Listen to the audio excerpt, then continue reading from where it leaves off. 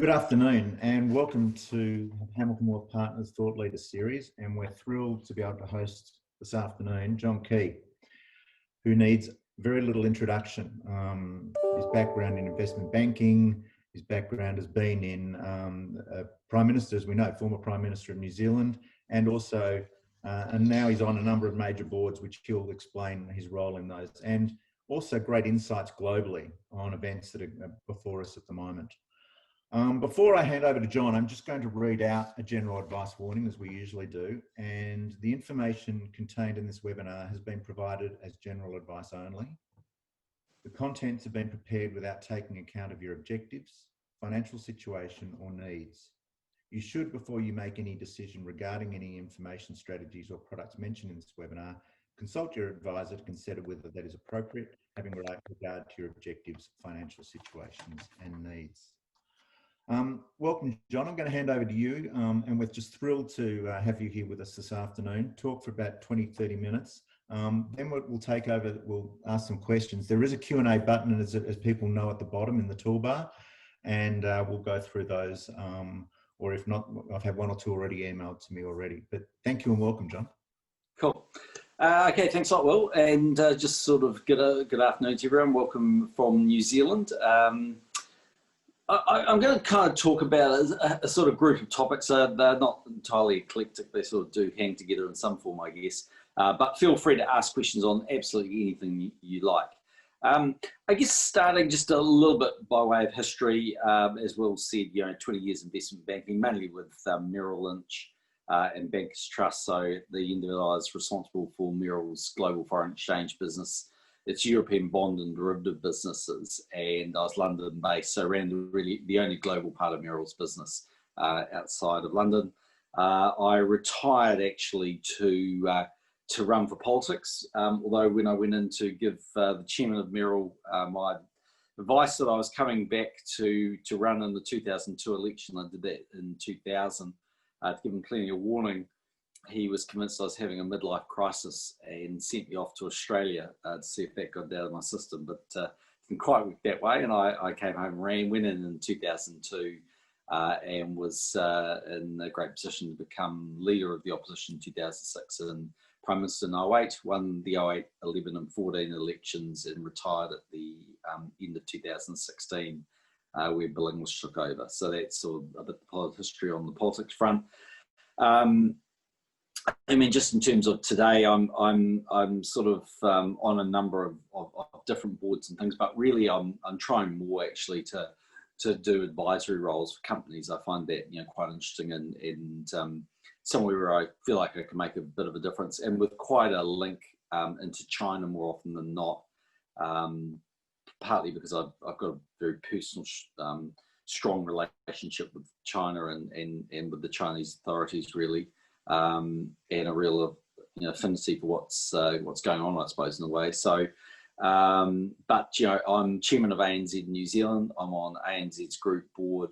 I'm on Palo, Alto Networks, we're the largest cyber and security company in the world, based in Silicon Valley, Redwood City. And then I'm an advisor to Impossible Foods. So we're producing plant-based meat. Our listed alternative, I suppose, if you like, Wikipedia, is Beyond Meats, was I think the highest IPO in 2019 from memory. So we're pre-IPO, but a really, really interesting company. So happy to talk about that if you're interested in that space at all. I'm also an advisor to Comcast, largest cable and broadcasting company in the world, and we're building a Universal Studios theme park in Beijing. I'm helping them with, and I'm an advisor to BP, the oil company based in London. So that's sort of some of the stuff I'm doing, and Zespri actually in New Zealand, so Kiwi. Let me just, I suppose, just start a little bit on COVID. I mean, I think, I wouldn't blame you if your eyes were rolling and you were sort of wanting to hit the exit button, because so much has been said on COVID, and you really kind of wonder whether you can say anything new, different or interesting, frankly. But, at the risk of doing that, I suppose my take on it would be, one, it's unusual to be dealing with what is effectively two crises at the same time. So when I came in, we dealt with the global financial crisis and then the Christchurch earthquakes, a number of other major events in New Zealand. But this is really two crises, a health crisis and an economic crisis, you know, kind of running side by side. And actually one is obviously leading into the other. You know, I think what's different about this, you know, certainly from my perspective and say the GFC, is just that the GFC was really a banking crisis, and you know, there was, you know, obviously led by all the issues that we saw with, you know, Lehman Brothers and others in the United States. Essentially, in many respects, it was probably a simpler playbook for central banks and for governments, which were really make sure the banks were recapitalised, funded, and sort of could survive. You know, the ones certainly that they wanted to make sure did survive, and we saw, you know, an enormous amount of liquidity pumped in as a result of that. This is different. So the response at one level, I guess, has been just to flood the system with cash and liquidity. And it's having a kind of slightly bizarre effect in a funny kind of way, in that you now, you know, obviously in New Zealand, we're you know, looking like interest rates may well go negative for the first time, obviously, in the history of our country, and obviously in Australia, you know, pretty similar.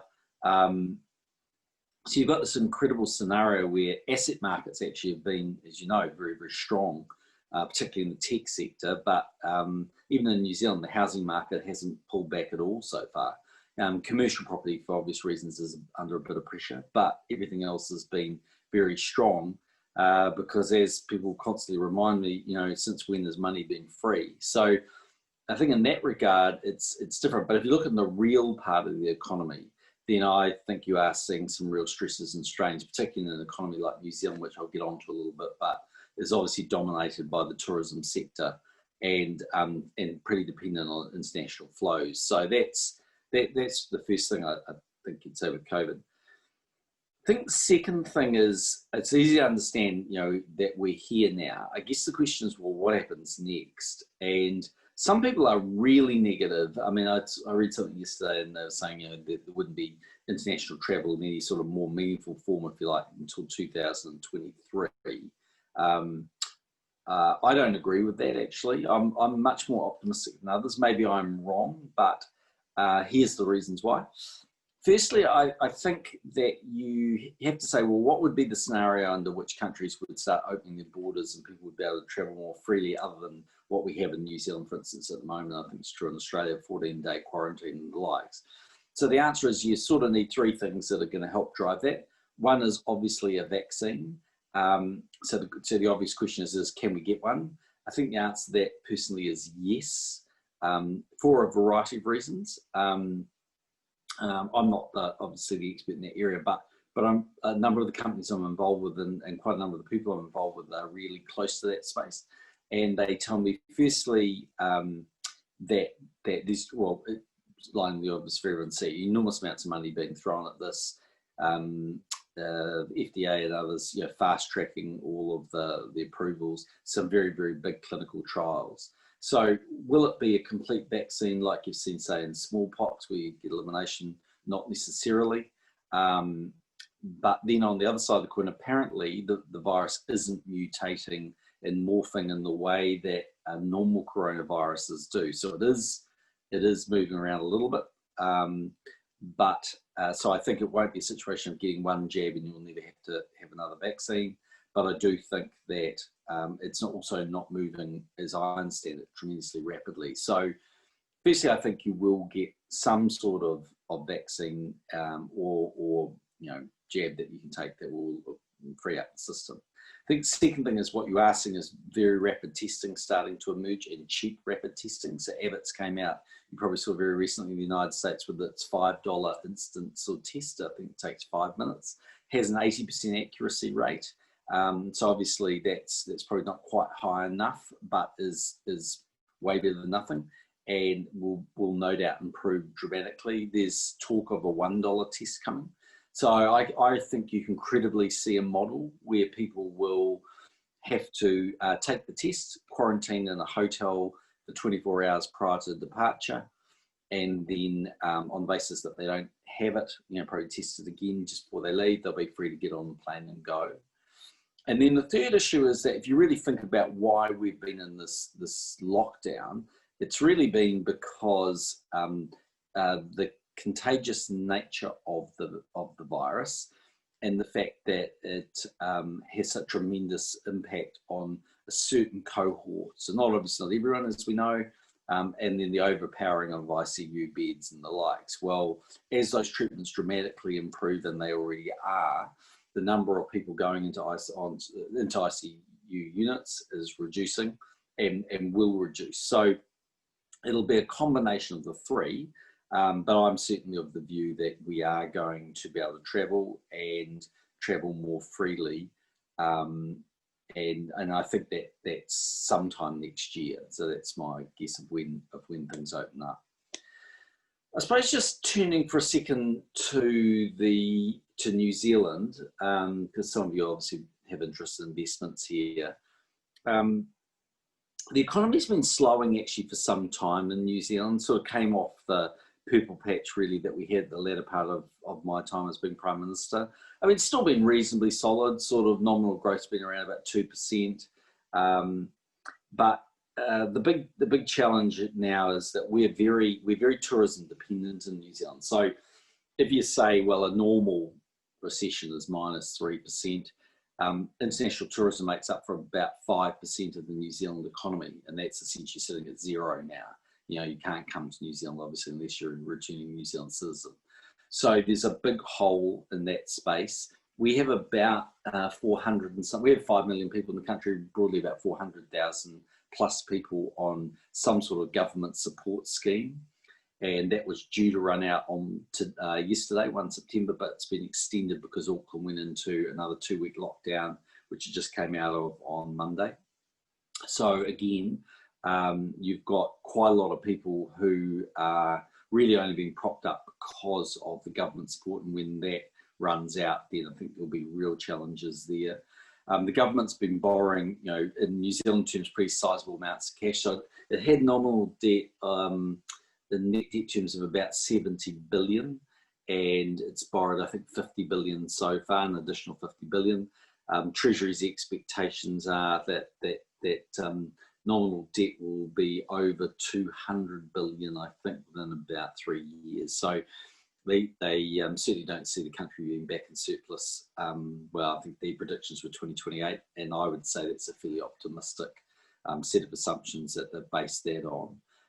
Consumer confidence, obviously weak here, all of those kinds of things. So it's, you know, at one level you've seen some surprising businesses and some surprising levels of activity, simply because, you know, New Zealanders, in the same way that people can't come, I guess New Zealanders can't leave, and so you've had, you know, probably at the higher end, people with more disposable income doing pretty well, and so being doing okay and being prepared to spend money locally. But I think that's not widespread, and we will see those implications of the wider economy being felt more fully as we get into sort of Q3 and Q4 for 2020. At ANZ, just to give you an example, what we see is about 10% of mortgage holders have come to the bank looking to defer their mortgage or go interest only, or try and renegotiate with us. So, you know, it's a reasonable number. At the moment, house prices, say, haven't really moved dramatically. So that's sort of the state of the economy, really. It's you know, like Australia, you know, suffering from the same effects, really. I think in terms of the election that was due to take place on the 19th of September, now it's set for the 17th of October. I led a national-led government, so Liberal Party is our sister party in Australia. We're now in opposition, and we polled the biggest amount in the 2017 election with Bill English at 45%. But the nature of coalition politics here is you can put together groupings of, you know, any number of parties, and Labor effectively did that with the help of New Zealand First, which is a sort of Pauline Hanson equivalent, if you're not kind of, you're aware of it, really, and the Green Party. So they, on the current polling, look odds-on favourite to be returned. You know, anything's obviously possible, but the latest polls in New Zealand really have the incumbent Labor Party polling, you know, even north of 50% at the moment, and the New Zealand National Party at about 35%. So it's a pretty substantial difference. I mean, a lot can happen. What I'd say, it doesn't really feel like an election's happening over here at the moment. All the focus really is still on COVID-19, on the most recent outbreak in Auckland. And so, you know, it feels like a very unusual set of circumstances to have an election, but certainly that's kind of what we're seeing over here at the moment.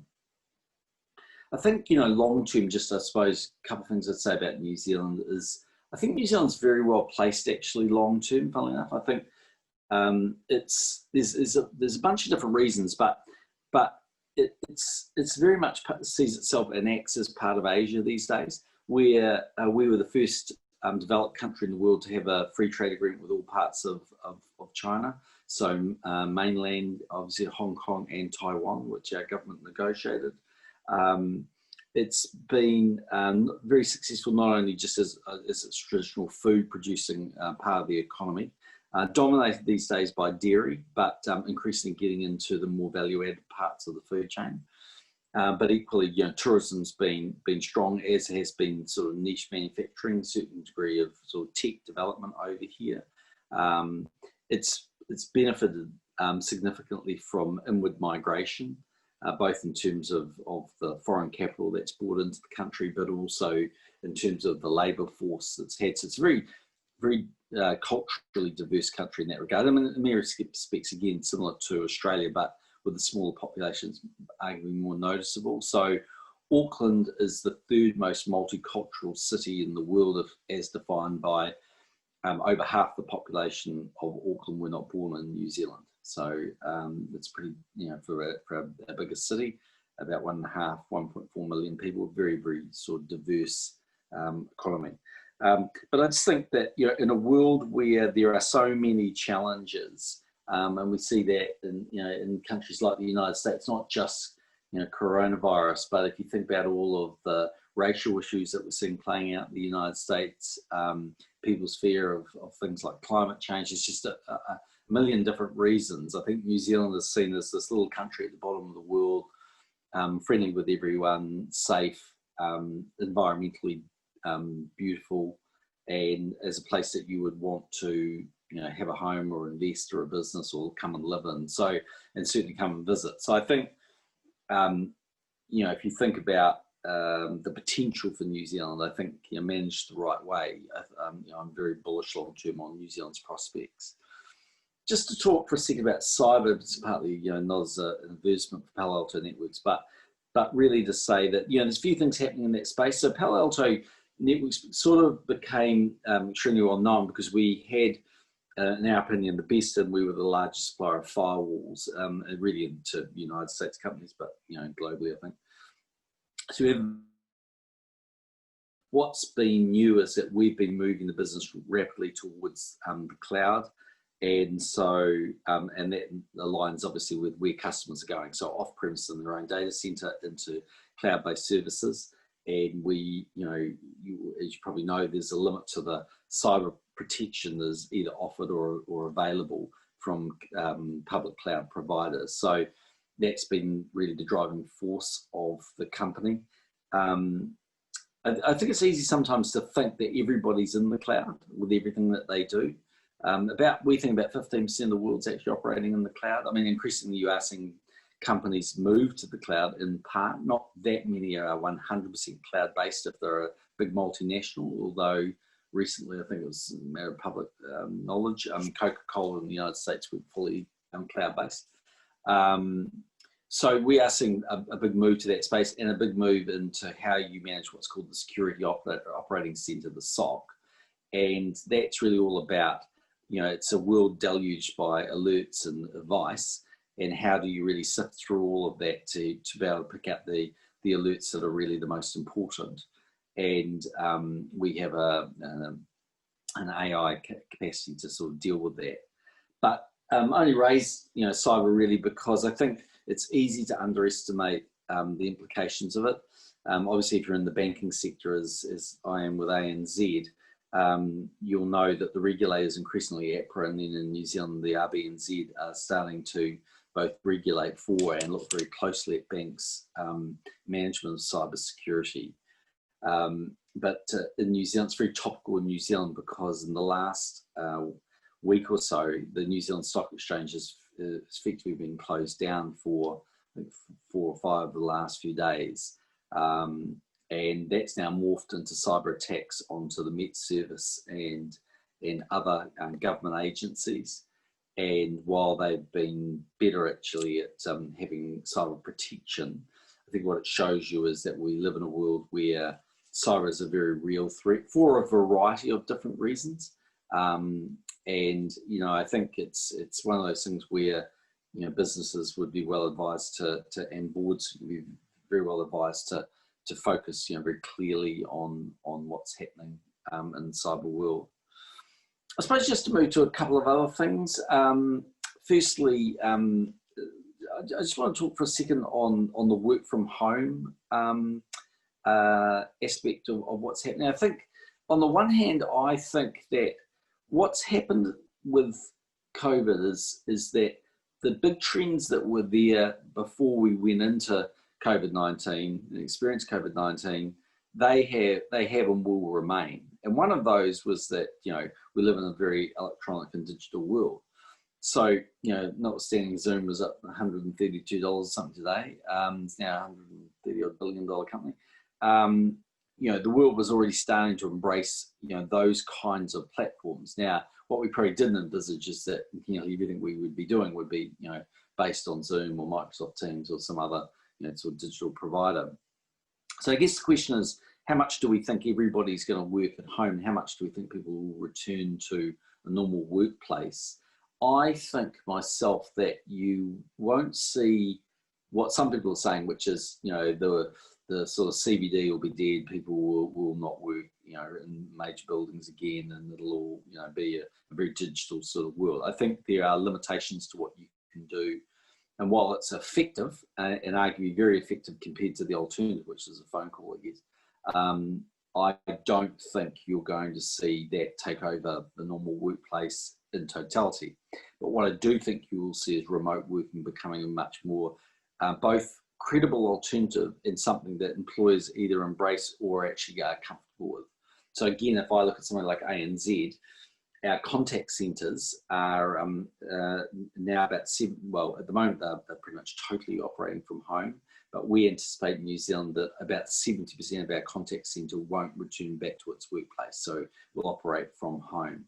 So there's some real advantages of that. I think it does a lot for flexibility in the workplace, bringing women back into the workforce, all of those kinds of things, and not just those roles, but in a variety of different roles. So it's more friendly, if you like, family friendly. And I definitely think you'll see, you know, businesses are a lot more comfortable with that now. So I think there's a systemic change, but probably not at the level that everyone says that it's, you know, it's going to be in total. Just moving, I mean, to China for a moment. I think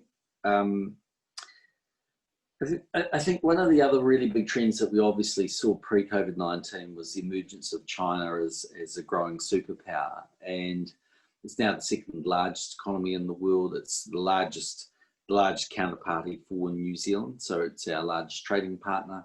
It's our second largest source of tourism, our largest source of foreign students. And so if you go across the board, it's a very important partner. As I said, we're certainly we were the first country to have a full FTA with all parts of One China. So I think the challenge now is that what you've seen obviously is this deterioration in US-China relations. And at one level, that's quite worrying, I think, for a number of reasons. Not the least of them being that, taken to the extreme, it could force, and there's certainly a view held by many, it will force countries like Australia and New Zealand to choose between the parties, if you like. I mean,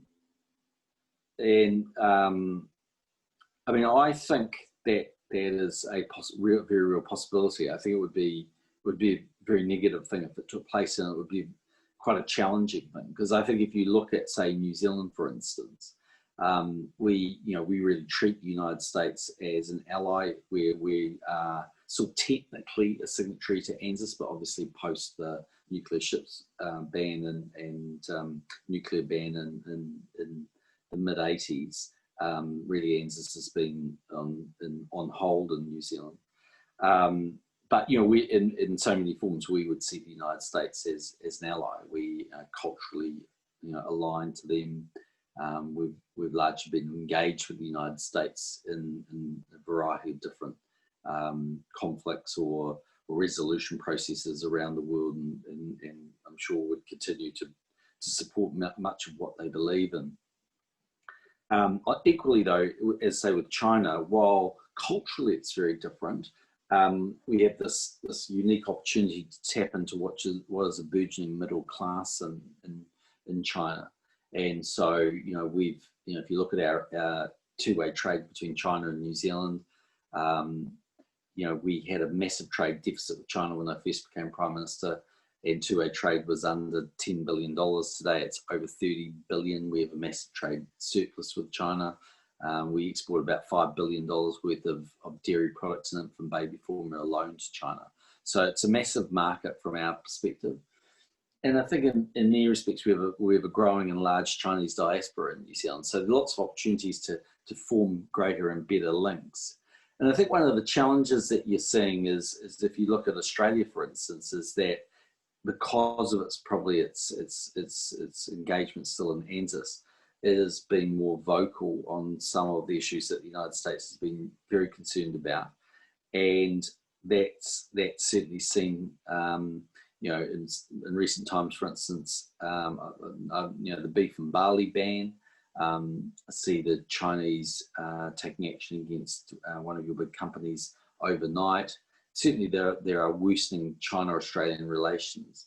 And again, I think that's a concerning thing for a country like Australia, where China is a very significant market for you. And I think anyway, I'm a strong believer that when you trade with countries, you learn more about them, you have better understanding of them, there's more engagement, and that leads to better relations overall. So I'm somewhat concerned by that. And I think the other concerning thing is that I don't think this thing's going to end anytime soon. I mean, it's not just a matter of whether there's change in the White House. I mean, ultimately, whether there was a Democratic president or a Republican president, I think the rhetoric, the anti-Chinese rhetoric in the United States will be very significant. So I'm on the board of, the advisory board of BP, and we have Josh Bolton on that board. Josh was George W. Bush's chief of staff, and he's the head of the business roundtable in the United States, the top 200 companies. And he chairs a breakfast, he says, for like-minded Republicans and Democrats every couple of months, I think, in Washington. And he said, what is amazing is that, that this is a group that try and work constructively together and find the areas of mutual agreement. But he said the single thing they are most agreed on is that the stronger the anti-Chinese rhetoric, the more popular that plays out in the constituencies. So you're seeing that now with, Donald Trump forcing ByteDance to look like it needs to divest its US ownership of TikTok. And all of these things come, ultimately in terms of retaliation. So to me, I'm really quite concerned about the breakdown in relations and worried about what it all might mean. Finally, just I think in the United States, look, we've got the election coming up there. I think it's easy to write Donald Trump off. But, I just sort of caution against doing that at the moment. He's much closer today than he certainly was when he was up against Hillary Clinton. As we know, he has a voting base which is very motivated. The US elections, as I'm sure you're probably aware, are dominated by the fact that only half of Americans vote. So generally speaking, a president gets 1 in 4 Americans voting for them. And so the turnout is low. COVID-19 might make that even lower. It's obviously dominated by what happens in the Electoral College, and therefore in those real key swing states like Florida. I think it'll be very interesting to see what happens in the debates. Donald Trump, I suppose as the next politician I'd say, I think Donald Trump would be a very difficult person to debate against. I mean, you can argue that some of the names and labels that he put on people. On the one hand, you can say, well, that's pretty juvenile, and there are big issues to worry about. But equally, they were pretty effective actually on sending subliminal messages that he wanted to send, and it makes him a very difficult person to debate against. And I think the debates will be a really important part in the absence of what's been the big fanfares that you normally get around the Republican Democratic conventions, because they've been forced to be online events. They're not being viewed, I think, in the same way they normally have been.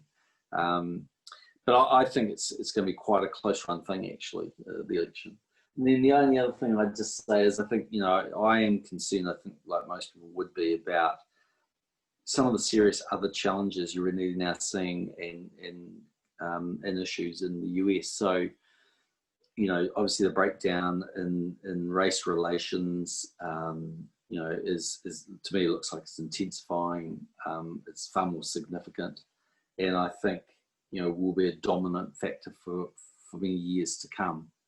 So it's an interesting position there. So it's probably enough, actually, I think, for me. And maybe at that point, we can just throw it open and just take questions on any topic you want.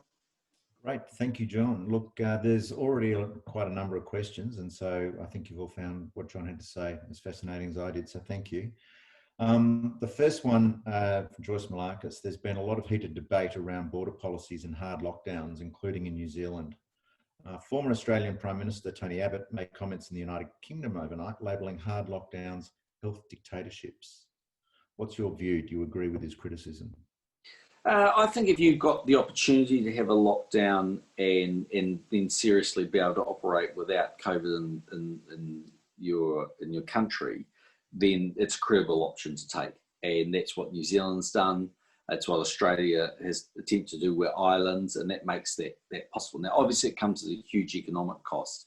But the alternative to that is that you'd have to be working on the fact that either you would get herd immunity or a vaccine would come along very rapidly. I mean, there are some people who believe, in fact, I was on a conference call this morning, and one of the guys was strongly of the view that if you accept in the United States that probably 10 times as many people actually have COVID-19 has been positively tested, then their argument is that by the middle of next year, over 50% of the country will have had COVID-19. And if you add on to the fact that about 20% of the population will have had a coronavirus, which means that they have the antibodies in their system anyway, that effectively you'll have herd immunity. I think the problem that you have with countries like New Zealand, and I'm not exactly sure in Australia, but I think it's true, is we just didn't have enough ICU beds and to be able to cope with the inflow of patients. And then secondly, I think the inevitable reality is that one of the major expectations that the community has is that you'll keep them safe. And that means keeping them safe, their grandmother safe, their grandfather safe, their kids safe. And I think that means that, there would be a high expectation you do what you could. So I don't know, I think it's to me, I would have put New Zealand in lockdown if we were the government. Okay. Also from Joyce, Australian data today showed a 7% slump in the June quarter GDP. So what sort of stimulus do you think governments need to think through to combat both the recession and the spike in unemployment?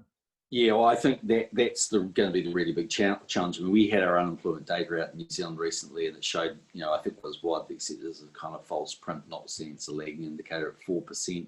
ANZ's view is unemployment goes to 10% in New Zealand. I think that's probably right. I think inevitably there are just going to be some people that are going to lose their jobs in sectors that there's only so much that stimulus can really keep them in the game. And I think if you were in a business that went into COVID-19 in a weakened financial position, there's a very strong chance you're not going to come out of it, frankly, to be blunt. So I think, you are going to see inevitable corporate casualties and therefore rising unemployment. I mean, ultimately, the single biggest thing you can really do, I mean, people say, the government, it's a third of the economy, if you like, and spending, you can go out and get quote unquote shovel ready products and all of those kind of things going. But there's only so much infrastructure you can build. There's only so rapidly you can build it, and actually government's very slow to act in my view. You know, I mean, they might have the best intentions and everything else, but the bureaucracy really slows down what they're doing. I mean, I think ultimately what you've got to do is build out, you've got to build out confidence in the private sector. Now, very low interest rates do that. And that's obviously one thing that'll, once you really believe the alternative for cash is, 0% return, then, a lot of projects start looking more interesting. But I do think, and this is the one area where Trump, I spend quite a lot of time in the US, and I think Trump has done a better job than, the left-wing media really dislike Donald Trump. And I'm not saying I'm a massive Donald Trump fan, I'm just saying that through that lens of very negative left-wing media at times, you would assume everything he's done has been bad, but he's actually been cutting bureaucracy and taxes in the United States, and that has actually been driving some strong economic momentum. So what I know from being Prime Minister for a long time is that if you really want to get the country moving, you've got to give businesses the confidence that they can not just start a business, but grow a business and succeed. You've got to strip away that bureaucracy. And frankly, you've got to change some of the things that this government in New Zealand's now brought in, like a foreign buyers ban and, slowing down foreign investment and not wanting migration, all those kinds of things. I think you actually got to lubricate all of those wheels. And that's why I said, I think for Australia, China is a really important part of the story, because they just have got a massive and growing middle class, and China and Australia exporters need to be able to access that market. Yeah. Actually, that leads well into a question from Carolyn. Given your background and experience in China, what's your advice as to how the Australian government could improve its relationship with the Chinese Communist Party? Well, I think, they believe very much in sort of face-to-face communication and a win-win situation. And as said, I think there is a growing anti-Chinese sentiment in the world. I think it's not just the United States where the anti-China rhetoric is growing, and where people, there's a genuine belief held by a lot of people, particularly in the US, that they don't play by the rules, that there's theft of intellectual property, all the things which are well documented. And I think for a fair period of time, there was a counter view that was articulated more strongly that, yes, there may be some issues and challenges, but they were emerging and that they would grow and change. And overall, the prize was so large, it was worth tapping into. And I think, unfortunately, that anti-Chinese sort of feeling, I can see it in New Zealand, and I think it's growing in other parts of the world. It's probably true in Australia. And so it makes it harder for politicians to make the case. But if I was Scott Morrison, I would loudly make the case that China actually matters and is important. It doesn't mean that you can't articulate strongly your concerns about issues like the South China Seas or foreign or human rights issues. But I do think there's nothing wrong with actually saying that they're an important counterpart. And the world's a better place when both China and the United States are working collectively for improvements or for better outcomes, like on climate change, as we saw in climate change, they did that. And I think, I don't know, to me, I think, some of the rhetoric is, maybe it plays well domestically and politically, but you've got to say at what cost, because I think there's a stronger argument to make the case that actually it's better to have good relations, and that counts for more. Thank you. Look, Andrew's asked, food and ag tech companies are aiming to play an increasingly important role in feeding the growing population. With less arable land and water and impact on the environment, do you agree? What are your learnings from Impossible Foods? What impact will the methane debate, so 18% of greenhouse gases coming from cows, have on the New Zealand dairy industry? Yeah, so if you don't know anything about Impossible Foods or the plant-based meat space, let me give you 2 minutes of this, and you might try to enjoy it. But anyway, just to give you an idea, what happened is, as Andrew's absolutely correctly pointed out, 80% of world emissions come from agriculture, so methane and nitrate from animals, and it's a very difficult thing to resolve. I mean, we've all looked and tried to deal with methane, nitrate inhibitors and all the rest of it, but it's challenging. So there is an argument, at least, that in theory, if you didn't have animal production for meat, or for food, you would eliminate climate change, as the world knows. Now, I'm not seriously arguing that we're going to stop farming or that we should stop doing that. All I am saying is that there is a credible plant-based meat alternative that's coming. And so the reason why it's always historically failed has been because it was based at the sort of vegetarian vegan market, people who didn't want to eat meat, and frankly it tasted awful. That's the guts of it. So if you go to Impossible Foods, the founder is a guy who is a climate change evangelist, Pat Brown, a brilliant guy. He is, I think, to microbiology and to food what sort of Elon Musk is to engineering and Bill Gates is to the internet, if you like. He's an incredible guy. But anyway, he went away and worked out, he's at Stanford University originally, he went away and worked out, well, what makes meat taste good? Sounds awful, but when you have a barbecue or you cook something, and the sizzle, smell and sound, it's actually blood cooking the product. So he said, okay, if I can make a plant-based product, say out of potato or soy or whatever you want, or alfalfa or any kind of protein, then if I could add something that replicated blood, then maybe I can make it taste the same, so that the market wouldn't be vegans. The market would actually be people who, like me, that like eating meat. And so he came up with a product called heme, which they originally got from soya extract, but they now brew. And frankly, you get a big brewer like Asahi Brewery's doing it. I mean, you can brew this stuff. And so that's the ingredient we have patented. So we're in every Burger King in America. We've been a massive seller for Burger King. On a taste test, we beat every other competitor we have by a significant margin. We, I think I can't remember the exact stats, but there's a significant number of people, like a majority, who I think when they taste the Impossible Burger think it's the Whopper Burger, and think the Whopper Burger is the Impossible Burger. So, and it's not just ground beef now, which by the way is a massive market in the United States. I mean, not just lasagnas and pastas and all that sort of meatballs and all that sort of stuff. Now we do a pork product, we do sausages, we do, like, honestly, they can do fish, they can do chicken. So imagine that market, for instance, for dumplings in China, or all of these products. So what I think is going to happen is that, firstly, you've got millennials who are wanting to eat a lot less meat. I think you've got people who really care about climate change. So if the product's good, they'll take it. And equally, you've got people who are worried about animal husbandry or environmental issues like water degradation and the likes. So quite a lot of the international analysts have written up how big this space could be. And you're starting to see all of the big meat companies in the world, like Tyson's, really look at it. So, as I say, Beyond has floated. It's about an $8.5 billion company. I think floated at $40 and went to $240. It's trading about 140 at the moment. But yeah, ours is the only one that has this heme-based product, and we're looking to make a launch into Australia and New Zealand once we get regulatory approval, which hopefully we'll get by the end of this year. Good. Look, do you think that this is from Stuart, do you think the pragmatism will prevail in the China-US trade tech dispute, or will it be dominated by ideology? I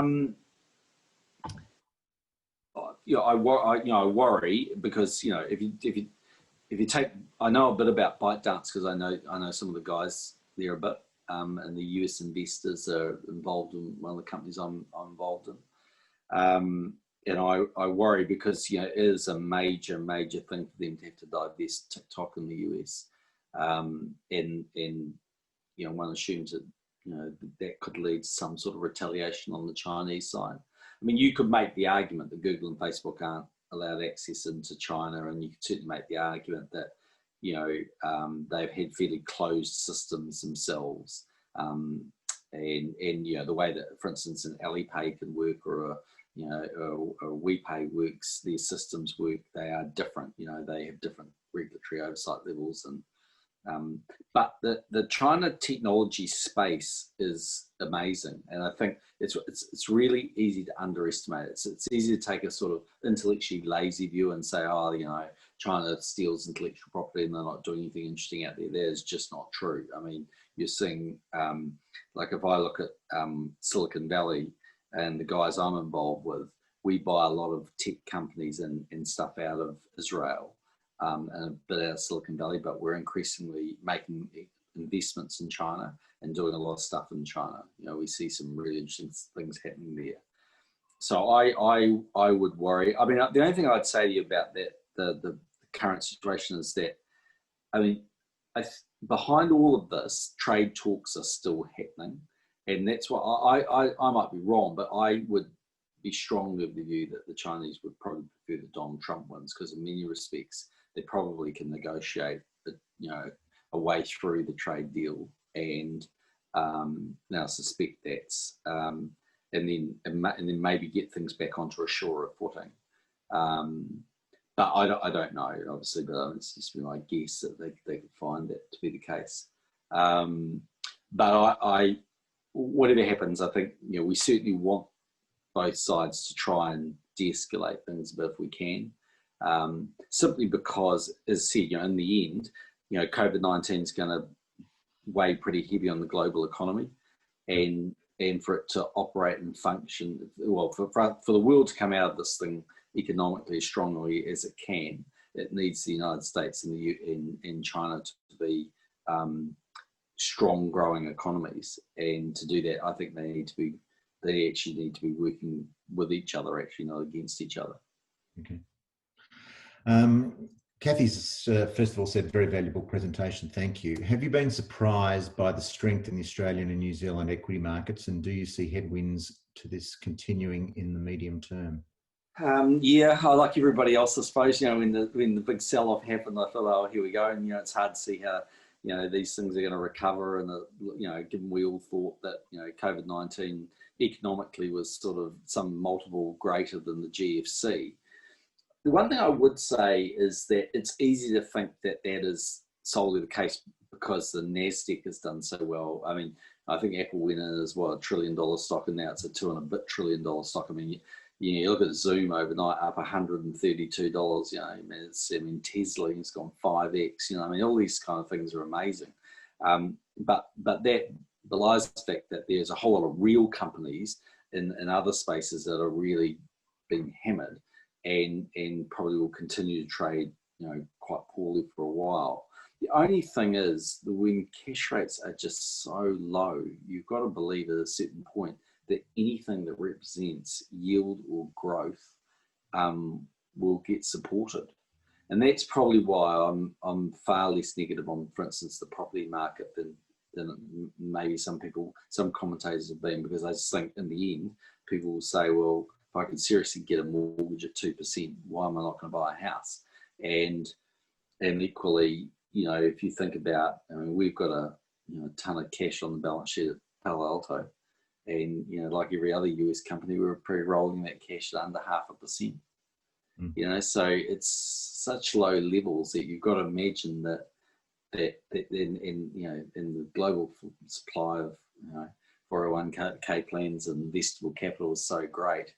That's why I do think that overall I'm just not as negative on the kind of the property and equity markets as maybe you would otherwise be faced with what COVID-19 has done. Joyce has asked another question. Culture in financial services has again been in the spotlight in recent days and weeks in Australia, AMP and QBE. So how should boards address this issue? You also wear an ANZ hat. Are they taking more interest in these and other non-financial risks in light of these scandals?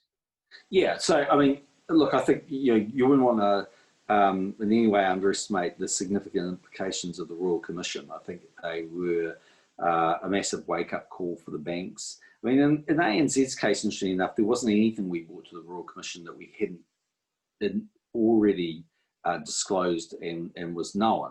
But I think when you put it all together in one package, as was done with the Royal Commission, and then added in every other company and every other player in the financial space, then as I think our CEO, Shane Elliott, our chairman, David Gonski, said, it was very confronting, and I think, you sat back as a director of a bank saying, how the hell did these things happen? And what are we going to do to make sure it doesn't happen again? And I actually don't think the banks were full of people who sat there and said, I'm going to get up in the morning and find ways to rip people off. I think there were lots of reasons why that happened. I mean, in ANZ's case, often it was a race to market in a competitive marketplace for very complicated products. The simple basic mortgage is pretty easy, but then all of a sudden you try and add on some different thing to tailor the needs of clients, or you're changing technology rapidly, and all of a sudden it had these different outcomes. So yeah, there'll always be some bad apples in the barrel, but for the most part, actually, I don't think it was quite as deliberate as people might say. Which is not to say that we're blamed. What we've done is for instance, New Zealand set up a conduct and culture committee. We have the same thing operating in Australia. Every single board meeting at ANZ, we go through the customer remediation process, the speed at which that can happen. The only probably shout out I would say is that one of the challenges for the banks is they're spending an enormous amount of money trying to actually work out exactly what they owe to every single customer. And I think there would be a strong argument to say that we would be better.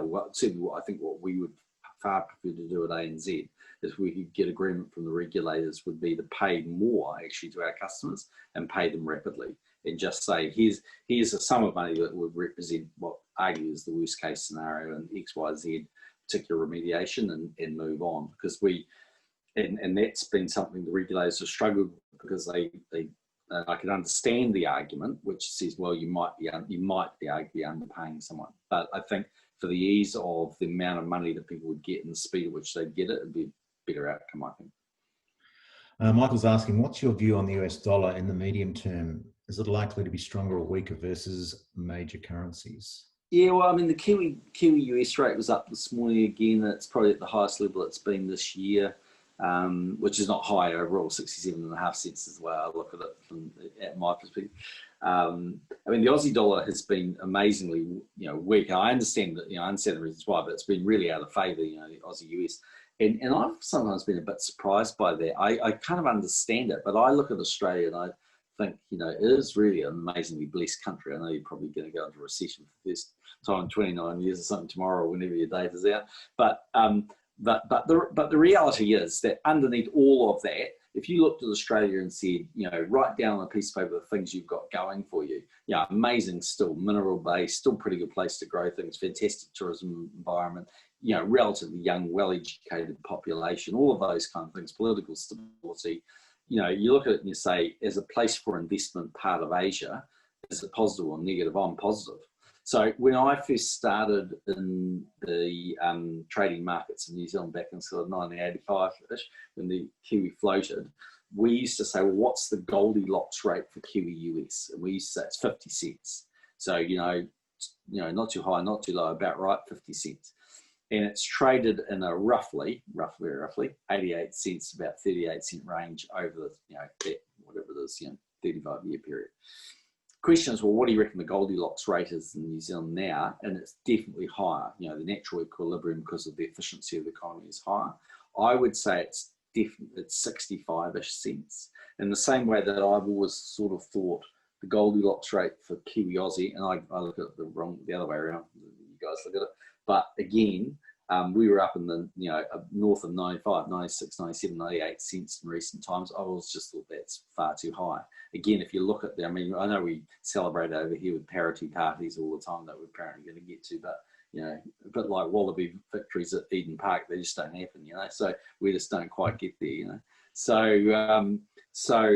I kind of think that again is lower. So, I mean, overall, my simple version is, if you accept that US interest rate's probably going to stay very low for a very long period of time, I could actually see Kiwi US and Aussie US trading up. Lloyd's asked an interesting question. Is there a case in this time of globalisation for New Zealand and Australia to combine in some way, and things like trade, immigration, etc., to show a bigger face to the world? I think that's always sort of been the case, that we've really tried under CER to have a have a more unified perspective, if you like. And I've been a big fan of a Kiwi Aussie travel bubble. Obviously, Victoria, what's happened there is throwing a bit of a spanner in the works, and arguably Auckland recently, but on a more significant scale, obviously, in Victoria. I mean, I think the answer is anything we can do to operate in a more unified way, to me, makes sense other than currency harmonisation. I used to be, funnily enough, when I first came back from overseas, I was a bit of a fan of the Aussie, the NZ dollar type of thing. And the argument was really based on, there's so much investment that happens from Australia would eliminate all of that. And, because, you're our biggest export market, and certainly we're up until sort of China came along, that again, would eliminate that and all of those kinds of things. But I just taken the view that I think that, currencies are the ultimate sort of safety valve for an economy. And, if we got foot and mouth or something in New Zealand, or you got some disastrous thing in Australia, the one thing that can kind of, take the pressure off is a depreciating exchange rate, at least short-term from the exporter's perspective. And that was really what is the failed part of the euro, really. And I think one of the reasons why Europe's long-term's got real challenges, if you want my view, is that you just don't get that currency sort of factor to right-size an economy that needs it, like Greece should have got when it had its massive problems, and Spain arguably had its problems and the likes. But I think everything else we can do to be unified in the way that we operate, because we're both small, is really worthwhile and really useful. And I think, and actually, I think sometimes, on the banking side, there are kind of artificial rules being in what's been a very much a trans-Tasman financial market. To me, it feels like, and I understand that, I absolutely understand the regulatory reasons why a New Zealand regulator or an Australia regulator would take a perspective of saying, well, in the end, I've got to worry about Australian depositors or New Zealand depositors. But I really think harmonised regulation across the Tasman would have more benefits than the negative outcomes. I'm very conscious of time, so we've got one question and then we've got two very quick questions after that. So Stuart's asked another question: how will Western countries deal with the ageing population and potential of a shrinking tax base? Yeah, I mean, that's obviously the big challenge. It's not just them. I mean, China's got the same problem, and one-child policy is ultimately going to deliver a massively shrinking workforce and big demands. I mean, I guess the ultimate argument to that is that people will continue to work longer and later. And if you have a look at someone like Joe Biden, who's putting his hand up to be president, he's 78. I mean, Mahathir is probably having the ultimate run in the late 90s, but anyway. So I do think people will work longer and later, and actually, frankly, in a very low interest rate environment, for a lot of people, they're going to need to do that, because unless their super really is enough to support them, they're going to have to think about how they're going to supplement their income, given they're going to actually going to live for so much longer. So that is going to be a real challenge, and it's hard to see those interest rates really going up, isn't it? Because I mean, if you just put to one side everything that's happening at the moment, you think, what drives inflation to force interest rates up? And the answer is, well, you're not going to get it in energy markets, because actually it won't be peak oil from a demand point of view. It'll be peak supply. There'll be oil left in the ground. I mean, that's the reality. So you don't have an energy issue. On the labour fronts, artificial intelligence and all of that, say maybe even remote working will add to the labour supply. So you're not going to have pressure there. So no, I think you could have very low interest rates for a long time, and people are probably just going to work long. John's just asked, how disappointed were you about missing out on the golden opportunity to change your national flag? He thought all the designs were great, bar one. Yeah. Well, I'm with you. I thought we should have changed the flag. I mean, I could give you a chapter and verse of the reasons why, but and I'm the biggest monarchist out. I mean, I kind of brought back knighthoods and all the things that got Tony Abbott in trouble. But anyway, the long and short of it was, so I love the royal family. I think they're great, but it's nothing to do with that. It's just that I think if you think of the memorable flags of the world, they are often simple, and they are very much, they're unique to your country. And a number of times I got put in front of the Australian flag when I was New Zealand Prime Minister, and vice versa. I mean, it's a joke. And so we had, for New Zealand, what is the most quintessentially Kiwi thing? Answer: silver fern. I mean, it's not much more complicated than that, really. Matt Simon, I've used his surname, is asked the last question, and for asking this, he's actually an author, and he's written a book, and I'm going to ask him to send you a copy of the book, because Great. the question is, I think, is in relation to the topic of his book, which was the tougher political landscape, New Zealand or Merrill Lynch? Oh gosh, yeah. Well, arguably Merrill Lynch. I mean, man, investment banks they're full of politics. So the only thing with more politics than investment banks is golf clubs. So but yeah, it's interesting, isn't it? The funny thing, I'll finish with this one point on politics. People, when you're a politician, be wary of going to a party on Saturday night where someone comes up to you and says, "Mate, I'm not interested in politics," because they'll spend the next 20 minutes telling you how to run the country. But I reckon politics really matters. And here's the really, really simple analogy and reason why. Go and look at Korea. Okay, on the Korean Peninsula, you have some of the richest people in the world and arguably the poorest in the world. And yet in North Korea, you have more natural resources, all of those sort of things. Why? Why does it fail? Because they don't have the politics that a democracy brings. They don't have the institutions that make it possible. They haven't politically made the right decisions. I mean, the allocation of resources are going in the wrong places. And I think in that regard, politics really matters. And I don't think it's just as simple as, what's the tax rate and what are the rules. I mean, politicians can actually play a part in setting the national thought agenda and on driving ambition and confidence of a country. And, a lot of what I tried to do when I was Prime Minister was, I mean, almost everything I did as an individual policy looked pretty, on a polling perspective was negative, partial privatisations, all these kinds of things, welfare reform. I dropped the top personal tax rate, increased GST, and all those kinds of different things. They were individually quite negative. I mean, foreign investment, I remember, one poll had 90% negative. But I think it's like medicine. You don't like taking the medicine, but the patient always wants to feel well at the end of it. And I think if you can tell a story about what it is you're actually trying to do, then it can be highly effective. And to me, one of the things I just tried to say was, look, we're a little country of 5 million people. We're at the bottom of the world. No one knows us are living. Let's kind of get out there and make our way in the world and be confident. We expect the All Blacks to win every single time they run out in the paddock. Why don't we expect New Zealand to win when we do everything? And I think, so I think personally, I think it really matters. Obviously, I passionately care about it. Just a last, this is a comment, not a question, but Kathy Walt, who asked the earlier question, says, thank you for the answer. And she said it was great welcoming you to the Australian Synchrotron years ago. So, yes, I went there. It was fantastic, actually. Well, that was a great example of technology. And, I kind of spent quite a lot of time hoping and dreaming that we could build one in New Zealand. It's an amazing facility. It was really, really good to go and fascinating. John, thank you. Your time is important. We really appreciate you talking to what is a very large audience here today, and your insights, be it from New Zealand to Australia to globally. It's been fantastic. We really do appreciate it very much.